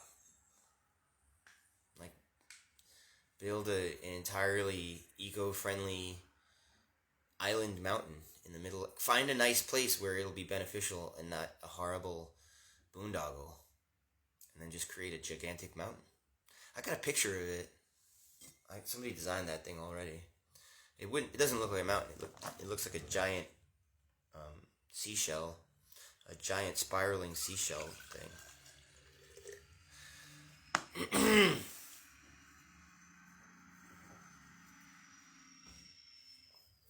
I wonder if you could bioengineer crustaceans in order to create organic building materials. That's an age. So when I first started out, I didn't have money. The only thing that I could pay people was with the promise that we would get hired at the end of the entire journey. Like, don't worry, we'll start selling the book, and all the money from the book will go into promoting the book, and promoting the book will go directly into getting Patreon subscribers. That goes directly into an ongoing income from Patreon subscribers, and then with the autonomy of that ongoing subscription base, we would go die on the hill of, don't stop, you gotta do it this way. Sorry that we know and you don't. We apologize. Here's the proposal. Here's the pitch, here's the show, here are the characters. We don't really know what they look like. Actually, we would, because I'd have the illustrator. Here's what they look like. Here are the costume designs. Here are the set designs. And here are the script lines. And there's a lot of open space in script lines. Here's the casting choices. The John Boyega type. Here's some of my friends that I base some of these characters on. I don't know if you want to hire them. They probably can act. They're very creative. They probably will do the soundtrack.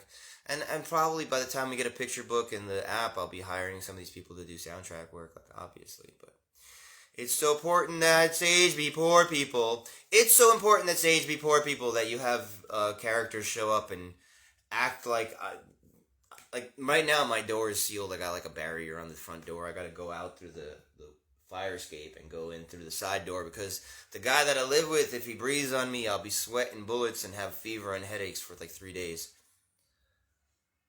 So, and like my bad breath. His bad breath is so bad that my bad breath would change just by him breathing on me. So growing up into that revelation is a bit of a surreal experience. Is that you, Scott? Scott? It says two people are watching and only one person is watching. This doesn't make any sense.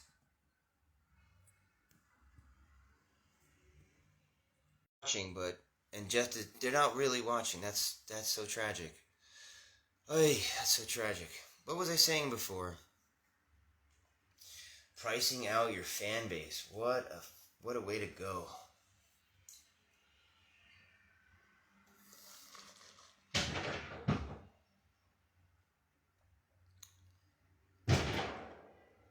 You hear that? You know what that is? That's me thinking about the military hiring Cyan to create. I'm still alive. I'm still alive.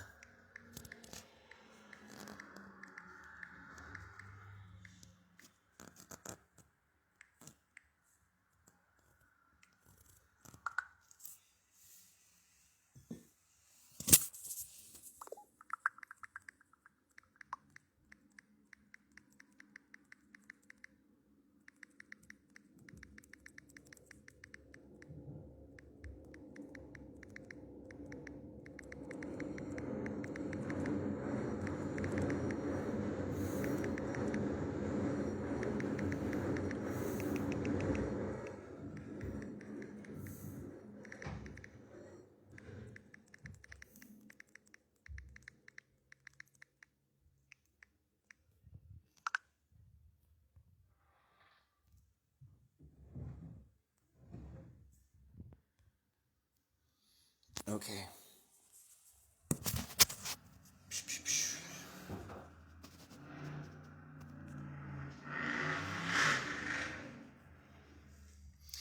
It scares me when I think about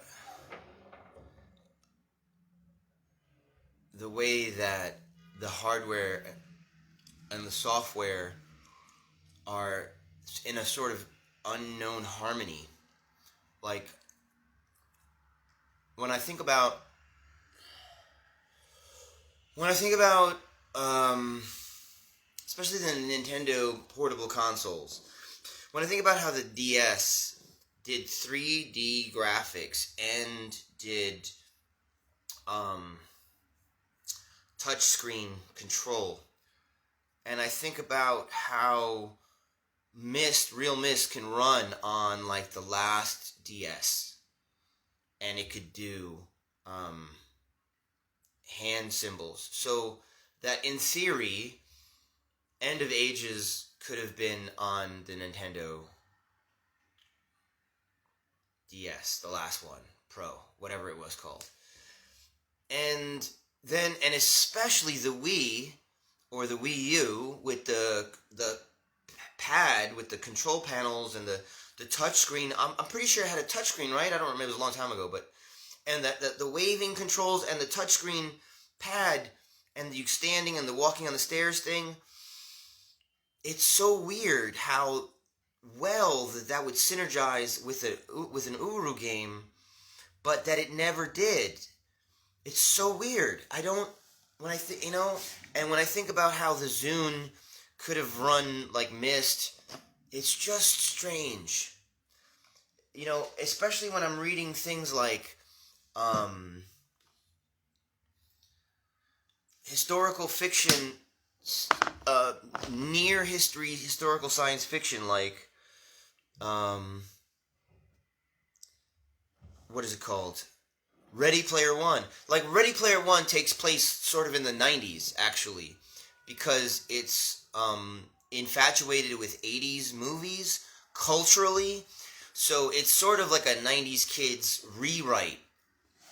If not, it's sort of pre 9/11. Ooh, what was that? Did you hear that? That has been recorded.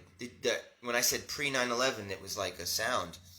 But yeah, like the story of Ready Player One is like pre 9/11 video game culture and movie TV culture, but with some kind of VR technology. Man, I never thought about that. I did think about how scary it would have been. You know what it is? When I get to VR, I stop thinking about it. I don't like VR. Theoretically, it's scary. My generation, we have the way. If you think that the fear of VR it belongs only to me, you're mistaken. Because X-Files, they had this VR episode that pretty much didn't make any sense. It was like a guy. That has to be guys. Who is that watching? I don't know. Who's watching? Can you listen? Can you press F in the chat? What? Press F in the chat.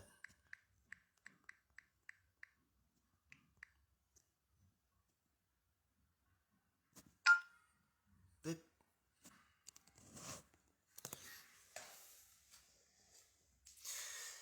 I told Rand, I was like, man, Uru should have been. Somebody wants to chip in. You wanna? I told. Yeah, this thing wants to chip in. It wants to hang out. Hello, hello, hello, hello, hello, hello, hello, hello, hello. There we go. I told Rand that after I played Riven, that's not cool. That's a little too. That's a little too. I told Rand that after I played Riven, I couldn't sleep because I was thinking about like a teleconferencing, like basically a teleconferencing virtual space, but using the HyperCard interface. So that, since you're sitting down anyway, why do you need a virtual moving around space when you're sitting on the computer? You're not moving, you're on the computer. Even if you're in VR, you're not going to walk 100 feet. You're going to walk like around, so...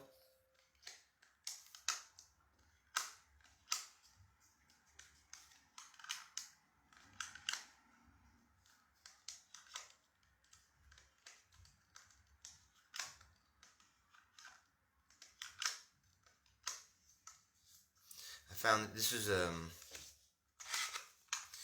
a jewel box from the vape pen or the cartridge.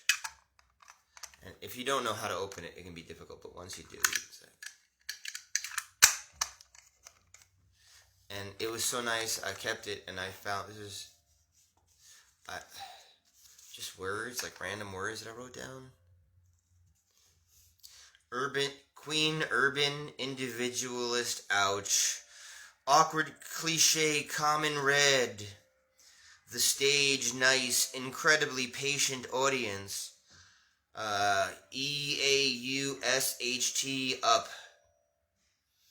Minimal production, what it is, what ill TT we have of all off. I don't know what that said. So some words I wrote down. There's nobody watching.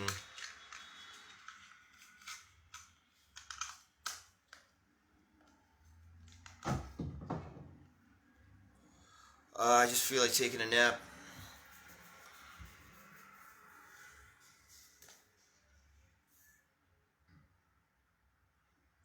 If I could eat a protein bar that was not sweet, if it tasted like...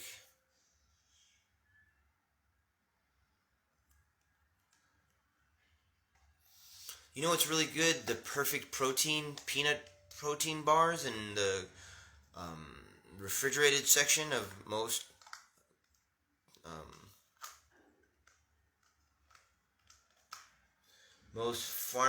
corner pharmacy stores, convenience stores, yeah.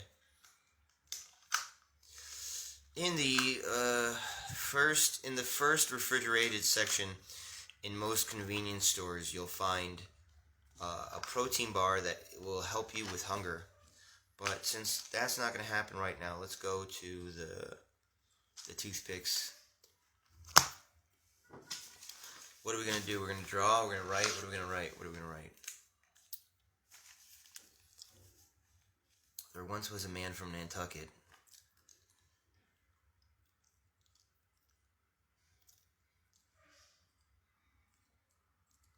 whose wife boofed out her cooch like a bucket.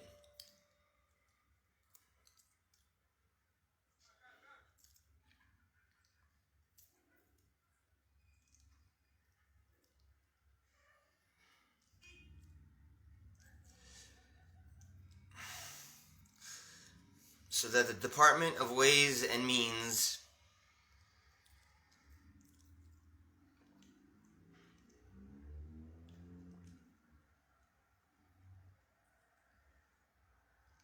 had to forcefully keep away all of the teens.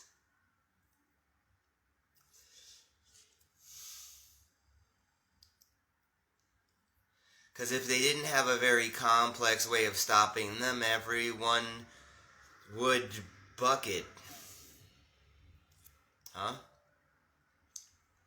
Was that vile? It's a limerick. They're supposed to be vile.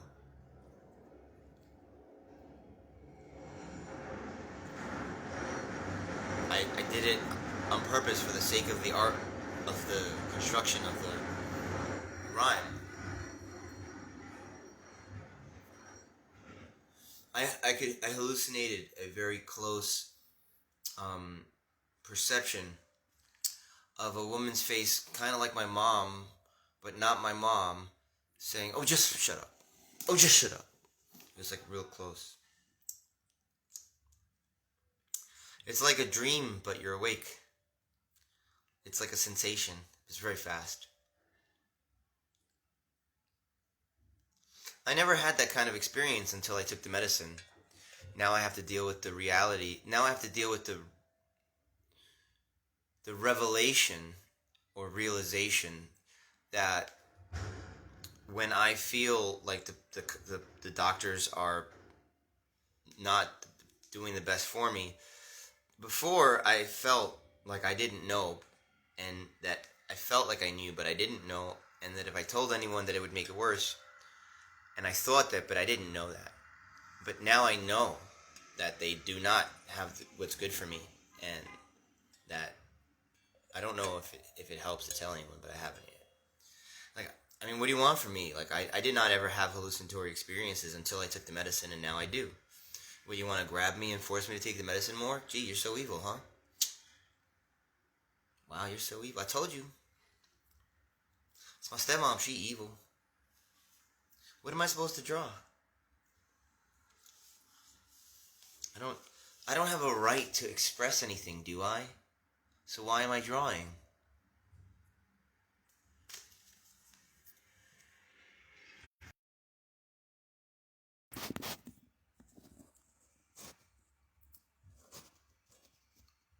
Yo, my hair reaches all the way over there. That's long.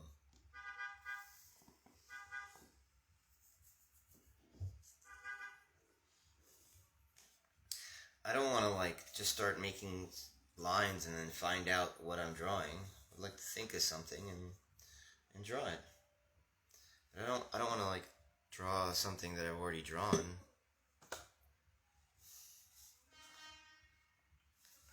What should I draw? I don't want to just draw something that I'm seeing. I'd like to communicate something in an image. What do I need to communicate right now?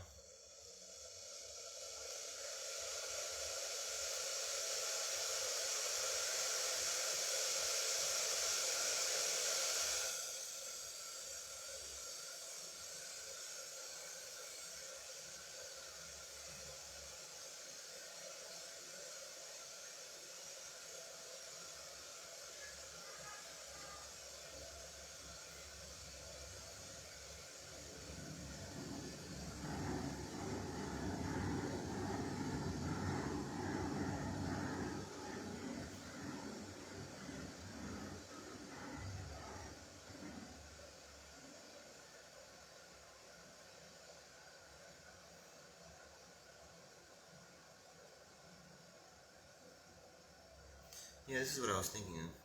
I thought of something and I started drawing it and I got what I was thinking of. See how angry you are? Did you see that? Did you see how angry you are that I was thinking of something and I actually got to draw what I was thinking of? I told you.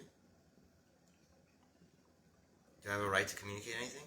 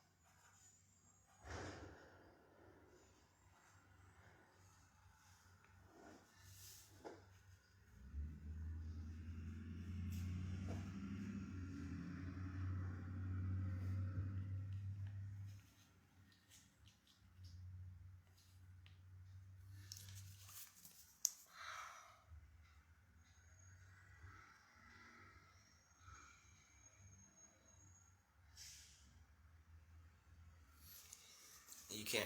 Here.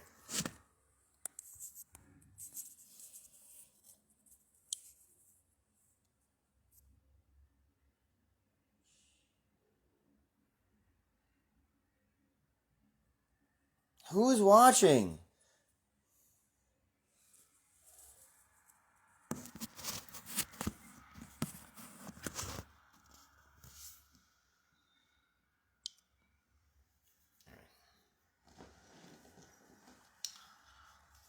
What does that look like? There you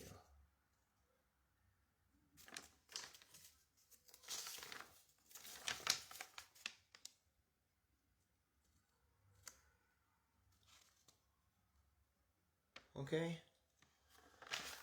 Okay.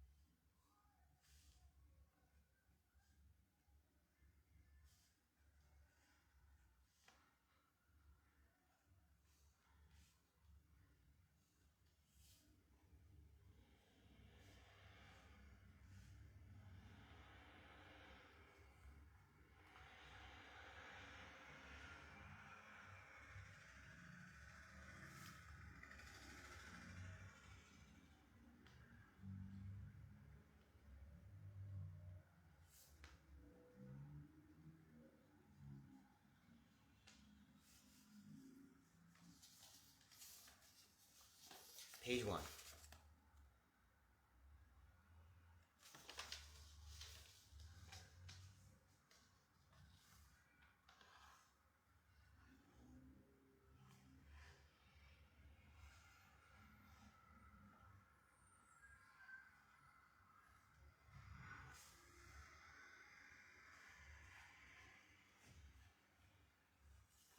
Leaf.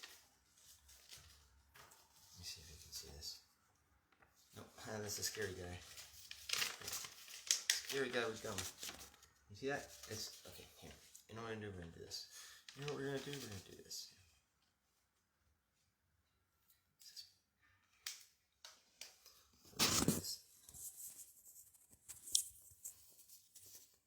There it is. Okay. That's a leaf.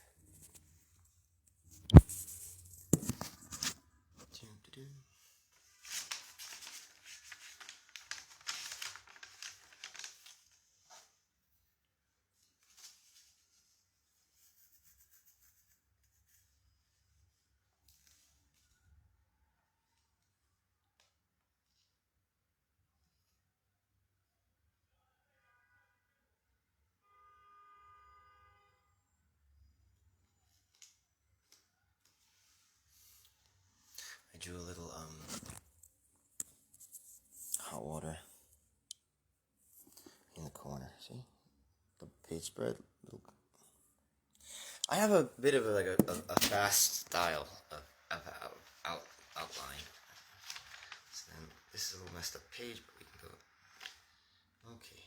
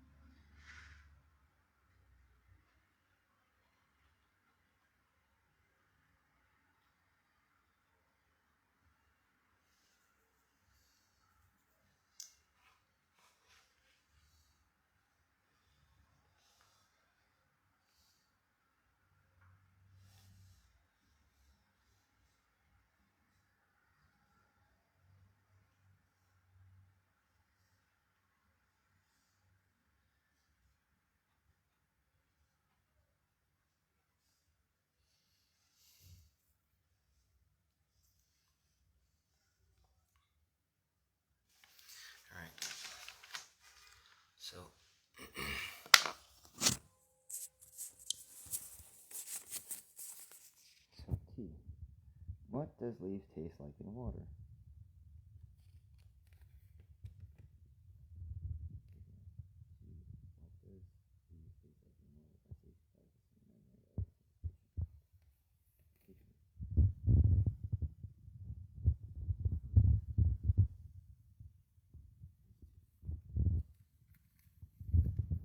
Page 2.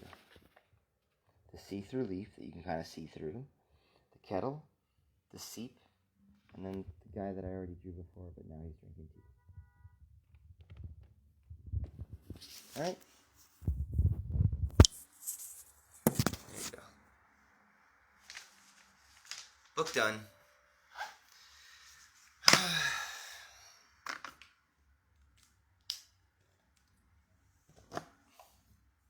And this is what we're doing right now. This is the promotional tour. Okay?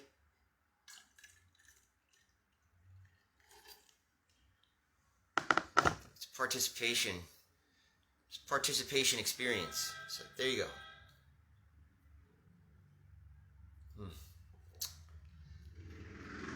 What does tea taste? What does leaves taste like? What does leaves taste like in water?